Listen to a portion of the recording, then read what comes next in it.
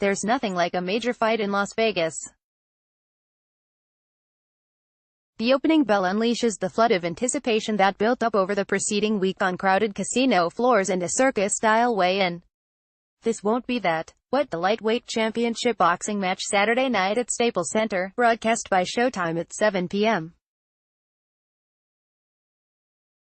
PT offers is something equally, if not more, extraordinary. The audience will have to pay some attention to notice it, but that won't make it any less rewarding of an experience. In champion Mikey Garcia, there will be a Hall of Fame caliber fighter at the height of his powers.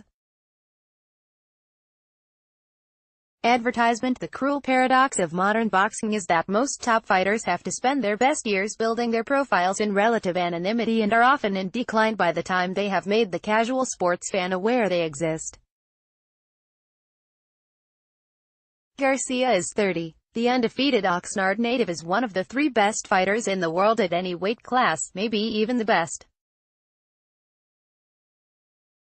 He is popular enough among boxing fans for his confrontation with the rangy Robert Easter Jr.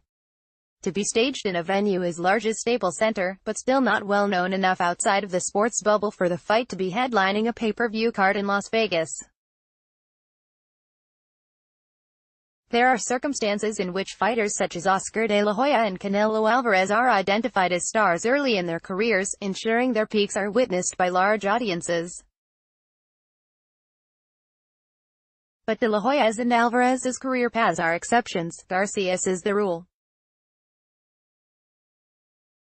The greatest performance of Floyd Mayweather Jr.'s career was a 2001 stoppage of Diego Corrales that attracted a live crowd of around 8,000 fans.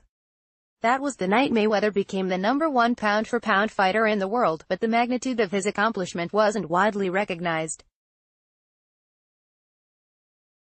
2 fights later, Mayweather fought in front of 7,000 fans in San Francisco, and based on the number of Filipinos and Filipino Americans in the modest-sized auditorium, it's safe to assume most of them were there to watch a fighter on the undercard named Manny Pacquiao. Mayweather headlined his first pay-per-view show in 2005.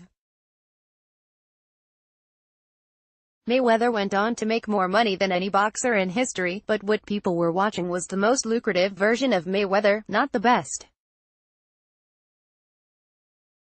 They missed his prime. Mainstream audiences could be making the same mistake now with Garcia. He is a well-preserved 30, courtesy of his ability to avoid punches, conservative opponent selection early in his career and a 2-year hiatus from 2014 to 2016 because of a dispute with his former promoter. "I think I'm in my prime right now," Garcia said. "I feel I'm in my best shape, physically and mentally also." Garcia does everything well. His balance is exceptional and his movements are fluid.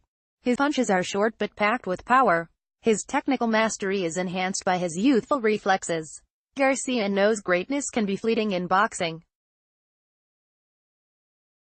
He was raised in a boxing family. His older brother, Robert, who is now his head trainer, was a world champion. Their father, Eduardo, trained another champion in Fernando Vargas.